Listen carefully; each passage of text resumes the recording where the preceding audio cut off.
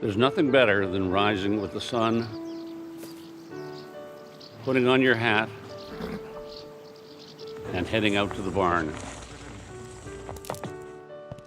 After all these years, I still look forward to the first ride of the day. Sometimes I think that I look at life through a horse's eyes. And that's just fine with me. For the better part of 6 decades, this is how Ian Millar has started every morning. But now, there's a difference in how he goes about his daily routine. He no longer has to ready himself and his horse to compete for Canada. It was just time. The time had come. And Kenny Rogers, the gambler, know when to hold him, know when to fold him, know when to walk away. At the age of 72, Millar is walking away, retiring from international team competition, closing the book on that part of his life which made him a household name. But one thing he hasn't left behind: his love affair with the horse. It's a relationship which began so many years ago. Ian Millar has been fascinated with horses for as long as he can remember. But it wouldn't be until the age of 10, when his family moved to Alberta, that he finally got that first ride. I see these 2 horses and this young cowboy and a sign saying horses for rent. And for 25 cents, you could ride one of them down to the end of this little road and come back at whatever speed you wanted. A couple of years ago, a guy comes up to me at Spruce Meadows, says, "Do you know who I am?" And I said, "No, I don't." And he said, "I'm the one that put you on a horse for the first time." And he says, "I tell everybody who will listen that I taught you everything you know." As the years went by, Millar's love of riding grew. But making a living at it in the 1960s wasn't all that easy. So he became a stockbroker and later a real estate investor, all to support his hobby. Then in 1969, he married Lynn Doran, who was as passionate about horses as he was. She was a muse to Ian. She was a great horse lady. She watched everything, both in the barn and outside the barn and in the ring. She was a big part of all that success in the early days. She made it possible for him to focus on him.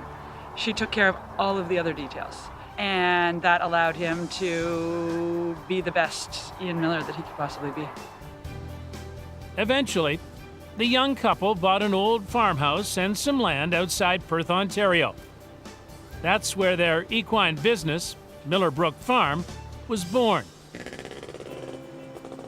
Initially, money was tight, but the couple agreed on what the priorities were. We had very little money, so we patched it up and got it to the point that you could live in it. And every time I'd say to Lynn, "What do you think about the kitchen?" "Well, I'd love to have a new kitchen." So I'd tell her how much the new kitchen would cost, and she'd say, "You know what, I'd rather have a horse." So we'd get another horse instead. And it was the same kitchen for all those years. There, they raised their children, Jonathan and Amy. It's also where Millar really began to hone his equestrian skills. And it was during that time his interest in international riding was piqued. Here comes Jim Day on the Immigrant. When Canada's Olympic team won gold at the Mexico City Games in 1968.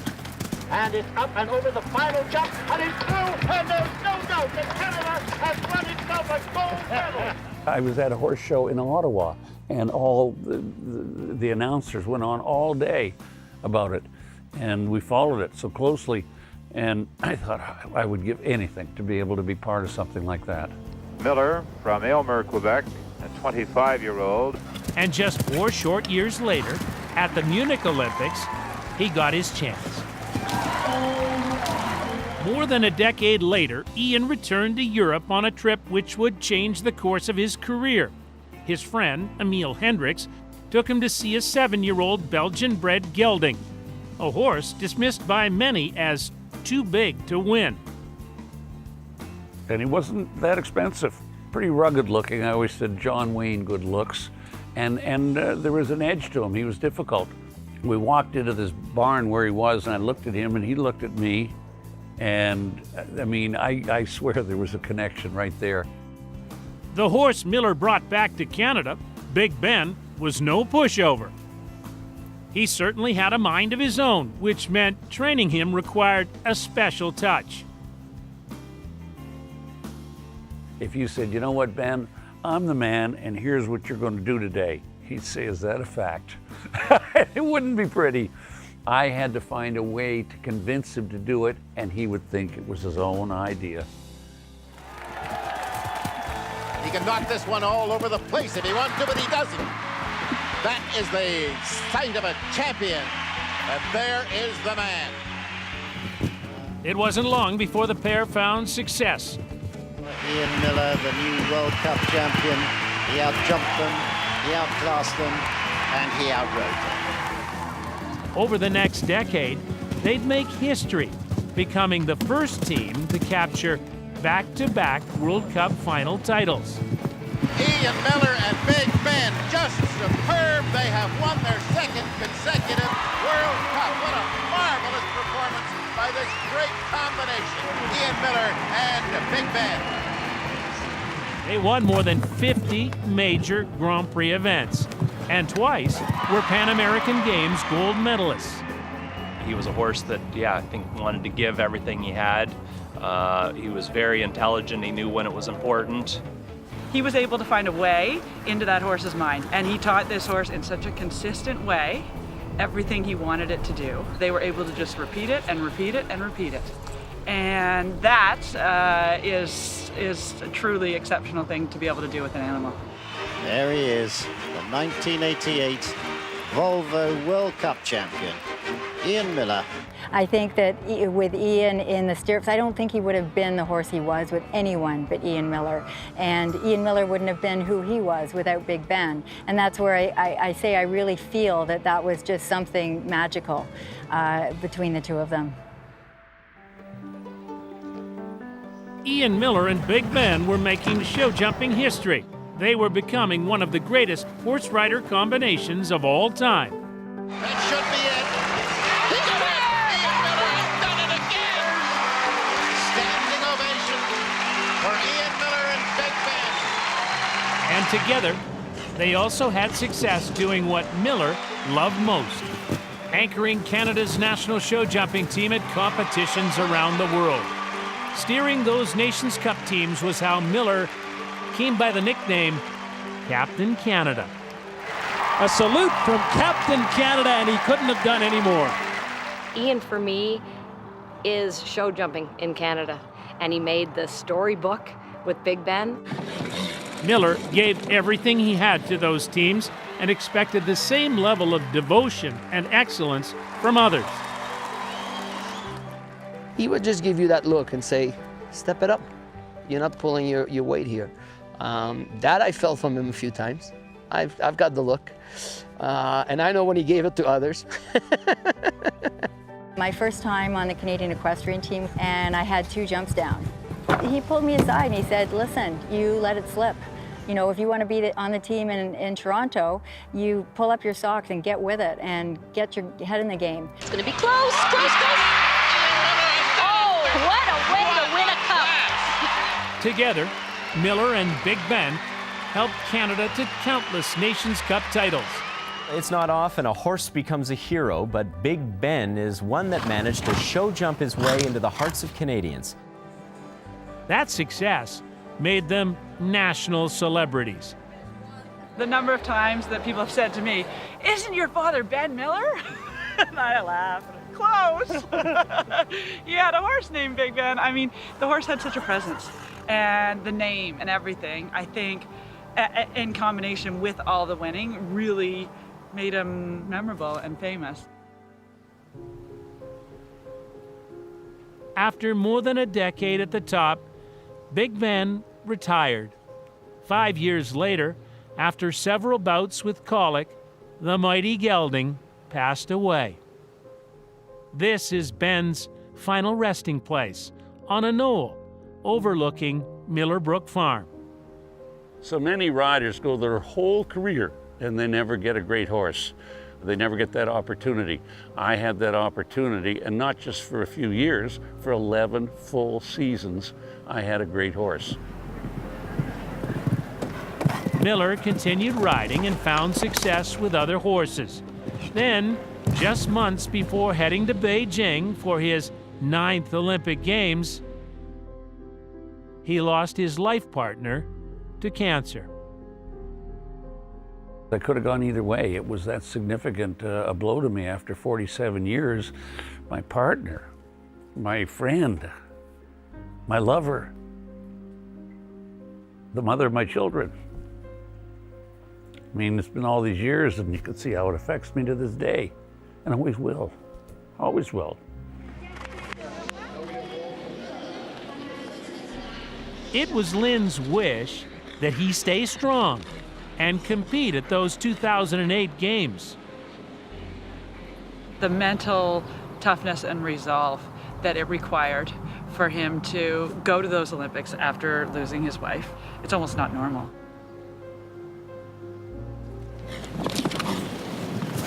With Miller as the anchor, a Canadian team won its first Olympic medal since those games in 1968. And Canada's Ian Millar does it once again. It was a bittersweet moment for Captain Canada. Honest to God, well, I said that night, I had an angel riding with me. She was riding with me. Millar's Olympic journey would continue, and in 2016 he was expected to break his own record by competing at his 11th Games. But just weeks before Rio, he had to pull out after his horse, Dixon, underwent surgery. Unlike many top international riders, he didn't have another Olympic caliber horse. I often could be critical to the fact that, hey, Ian, let's go get some horses. Let's well, you know, you're running low on horses.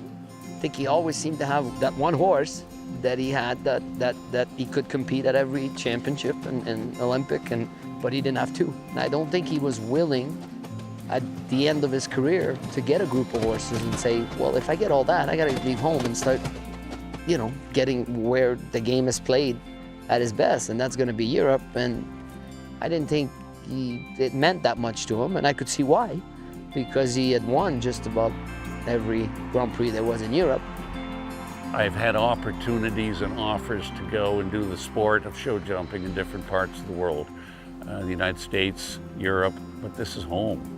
This really is home. In Perth, the whole community here has embraced me over the years, and I appreciate that and take that responsibility very seriously. And Millar never stopped taking winning seriously either.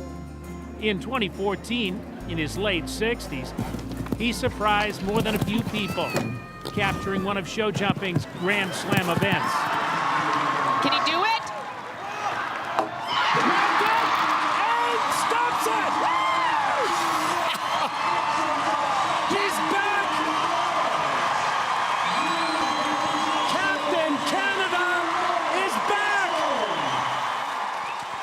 What he had done that day was a miracle. It was beyond being the best rider in the world. As a horseman, you have to appreciate what we had just witnessed. 68-year-old man riding at his best, going in a jump off against two youngsters. And I'm sure for him, the hardest thing to leave this international competition is because he still got it. Lamaze and friends threw a retirement party for Millar earlier this summer. While he's no longer competing for Canada, you can still find him in the ring. Sometimes riding, but now the focus is on coaching, helping to groom Canada's future equestrian stars. I mean, I've really had my time. My God, the opportunities, the moments I've had. And I look at some of these other younger riders, and it's time for me to step aside and let them have their time.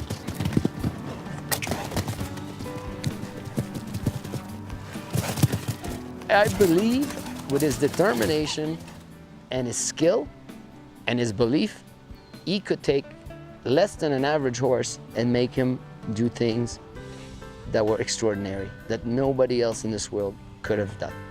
I really believe that. Ian Millar, to me, in sport, is the essence of excellence. It was a dirt road before he came along, and Ian paved the road for the rest of the athletes in Canada. Much has changed in the almost 6 decades since that young boy saddled up for his first ride in rural Alberta. But one thing has remained the same: Millar's love of the horse. I never feel really more comfortable than when I'm on that horse or with that horse. It's an odd thing. That's the magic to it, and it's a fantastic feeling.